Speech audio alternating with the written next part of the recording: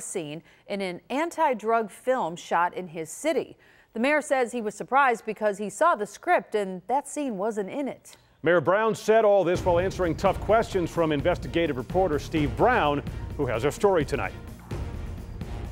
The script was very clear. Before greenlighting the city police department's assistance in making Blink of an Eye, Mayor Brown says he and city attorneys reviewed the script for the short film.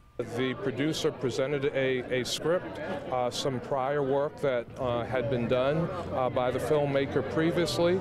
We thought it was going to be a quality project. But Brown says it was at the movie's premiere when he first saw the scene of Robert Sagliani snorting and then prepping a hypodermic with heroin. You're kind of known as a person who has a lot of questions for people who work for you. You must have had questions for your police commissioner when you saw that segment. Well, I had a lot of questions for a lot of people when I saw the segment. Obviously, we were not happy with the segment. There were concerns. I spoke to the producer, the filmmaker, right after I saw it and said, you know, this is not what we agreed to. I'm concerned about that. And if that scene was in the original script, would you have allowed your police department to be affiliated with this movie?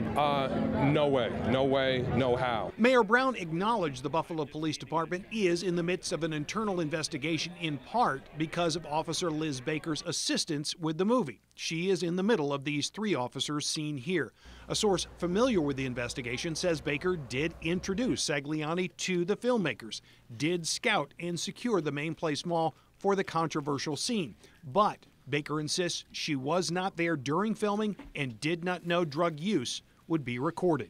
Could you give us the status on this officer currently? Is she on administrative leave or is she still working the beat? No, the officer, as far as I know, is not on administrative leave. This is something that is under review right now by the police department. As soon as the complaint came in, the police commissioner opened up a review. That review is underway now, and we are waiting to see what the results of that will be. We also heard today from the writer-director of that film, a man by the name of Greg Robbins. Robbins' attorney, Aaron Glazer, speaking on behalf of his client, Robbins, says that Robbins knew that Sagliani was a heroin user, may have heroin on his person, but there was never an intent to either record Sagliani using the drug, and Sagliani was supposedly specifically told not to use on the set. That did happen. It was recorded. It was included in the movie. Reporting live in downtown Buffalo, Steve Brown, Channel 2 News. And still ahead tonight, hear from Aaron Deere.